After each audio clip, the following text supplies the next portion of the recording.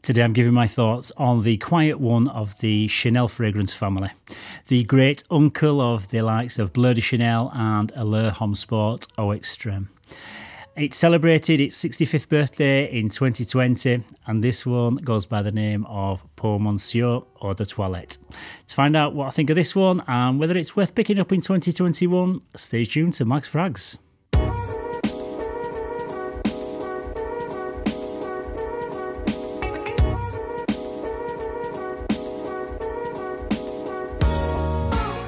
Yes, hello again everybody and welcome to another episode of Mags Frags.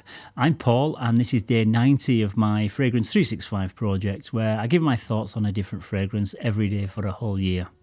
So today's scent of the day is Pour Monsieur Eau de Toilette, which is a Chypre fragrance, and this was first launched way back in 1955.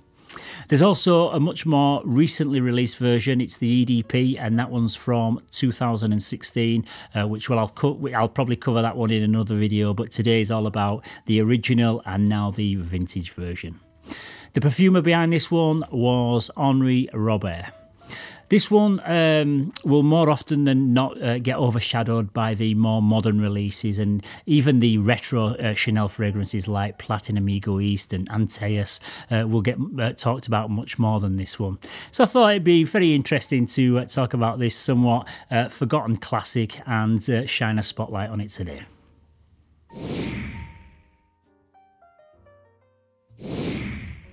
The fragrance comes in this clear glass bottle with a long square-shaped design, which kind of reminds me of like a giant lipstick. There's some simple white branding on the front of the bottle. This includes the name of the fragrance, the house, and also the concentration down at the bottom. There's a thick chrome band that runs around the centre of the bottle, which turns out to be actually the atomizer. And then there's this like rather thin grey cap, which includes the Chanel logo on this really attractive chrome plate at the top there. But it is quite thin and quite lightweight. The sprayer is very good. You get like a really nice, delivers a really nice powerful blast of mist. And the presentation on this, I would say, is very simple. It's elegant and it's just functional. You don't get no gimmicks or any bling with this one.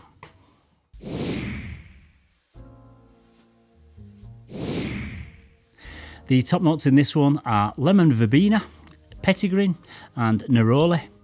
In the heart, we've got cardamom, ginger, coriander and basil. And in the base, there's oak moss, vetiver and cedar.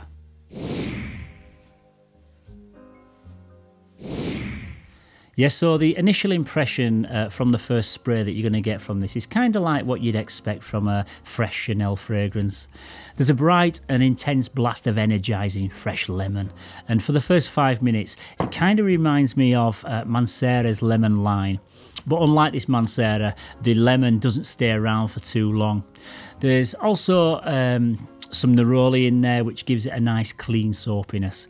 And then you start to recognise that classic vintage barbershop fougere type fragrance. As it dries down, you get a somewhat herbal or medicinal quality when the notes of cardamom, coriander and oak moss start to come through. As it settles down, you lose all the zinginess from the lemon verbena, and what you're left with is a soft, clean and soapy scent profile with a very unassuming character, which is almost like you aren't wearing a fragrance, but rather you just smell clean. It's a very sophisticated and elegant scent, and it's the polar opposite to the Egoiste and Platinum Egoiste fragrances from this house, because they kind of really jump off the skin, whereas this somehow smells more harmonious with your skin chemistry, and like it's almost like you're just not wearing a fragrance at all.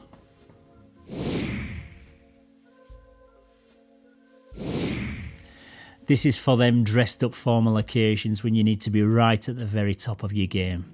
It'd be perfect for something like a job interview because it smells very sophisticated, classy, and it's just refined and unassuming.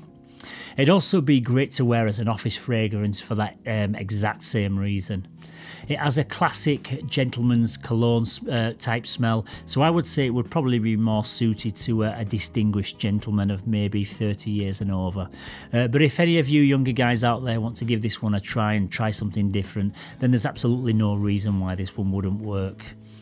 The opening of this on a very hot day is just simply magical, and it's one that you just want to spray over and over again every 5 minutes just to enjoy it. But this is where we start to unravel the downside of this fragrance.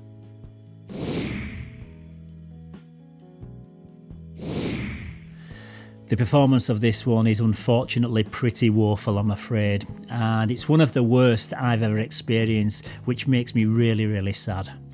You get a massive opening that makes your eyes water, and then comes a gorgeous dry down. But after about the half-hour mark, it's just a faint skin scent that you can only detect if you go directly to where you first sprayed it.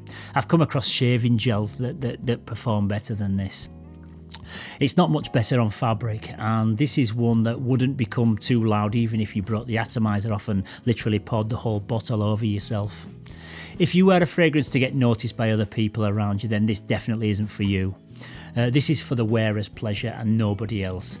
It's got to be probably the most subtle and inoffensive fragrance that's ever been created. So if you are looking for that one fragrance that stays right in stealth mode, then this may be the one that you need.